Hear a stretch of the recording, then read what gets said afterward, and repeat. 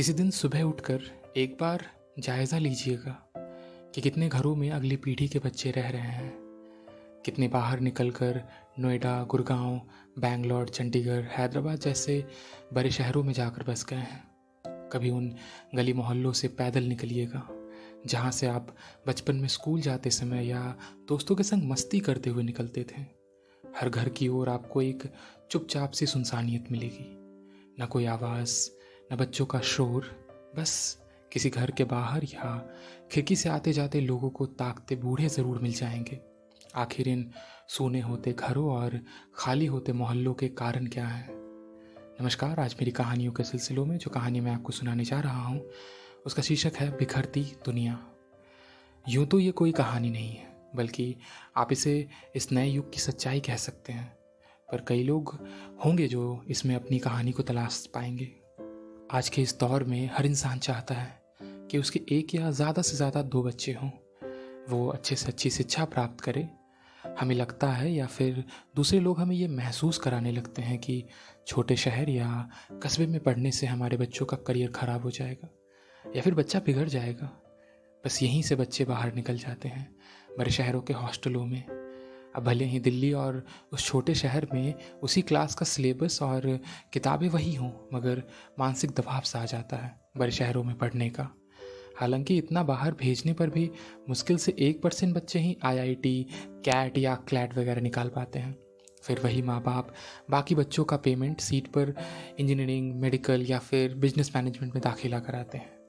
4 साल बाहर पढ़ते पढ़ते बच्चे बड़े शहरों के माहौल में ऐसे ढल जाते हैं कि फिर वही नौकरी और उसी शहर में शादी कर कर घर बसा लेते हैं। अब बस त्योहारों में ही घर आते जाते हैं। माँ बाप के पास सिर्फ रस्म निभाने के लिए ही आते हैं। माँ बाप भी सभी को अपने बच्चों के पैकेज के बारे में गर्व से बताते हैं। 1 साल, 2 साल, कुछ साल बीत गए। माँ बाप अब बूढ़े हो रहे हैं। बच्चों ने लोन लेकर बड़े शहरों में फ्लैट ले लिए हैं। अब अपना फ्लैट है तो त्योहारों में भी जाना बंद। अब तो कोई ज़रूरी शादी ब्याह में ही आते जाते हैं। अब शादी ब्याह भी बैंक्वेट हॉल में होते हैं तो मोहल्ले में या घर जाने की भी ज़रूरत नहीं पड़ती। कभी कोई पूछ ले कि भाई अब घर क्यों नहीं आते हो? छोटे शहर, छोटे माहौल और बच्चों की पढ़ाई का उलाहना देकर बोल देते हैं कि अब यहाँ रखा ही क्या है। माँ बाप चाहते तो हैं कि बेटे और बहू के संग उनके फ्लैट में ही रह लें, पर फ्लैट में इतनी जगह कहाँ होती है कि बूढ़े खांसते माँ बाप को रखा जाए। सो बेचारे पड़े रहते हैं अपने बनाए या फिर पैतृक मकानों में। अब तो कोई बच्चा बागबान पिक्चर की तरह अपने माँ बाप को आधा आधा रखने को भी तैयार नहीं। अब साहब घर खाली खाली, मकान खाली खाली और धीरे धीरे मोहल्ला खाली हो रहे हैं। अब ऐसे में शहरों में कुकुरमुत्तों की तरह उगाए प्रॉपर्टी डीलर्स की किच जैसी नज़र इन खाली होते मकानों पर पड़ती है। वो बच्चों को घुमा फिरा कर उनके मकान के रेट समझाना शुरू करते हैं। उनको गणित समझाते हैं कि कैसे ये घर बेचकर फ्लैट का लोन ख़त्म किया जा सकता है, एक नया प्लॉट लिया जा सकता है।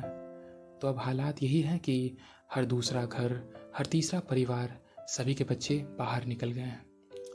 छोटे शहर में रखा ही क्या है? इंग्लिश मीडियम स्कूल नहीं है, हॉबी क्लासेस नहीं है, IIT PMT के कोचिंग नहीं है, मॉल नहीं है, माहौल नहीं है, कुछ नहीं है साहब। आखिर इसके बिना जीवन चलेगा कैसे?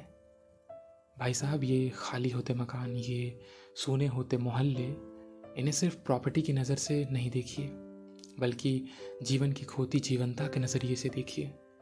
आप पड़ोसी विहीन हो रहे हैं, आप वीरान हो रहे हैं। आज गांव सूने हो चुके हैं, शहर कराह रहे हैं। सूने घर आज भी राह देखते हैं, वो बंद दरवाजे बुलाते हैं पर कोई नहीं आता।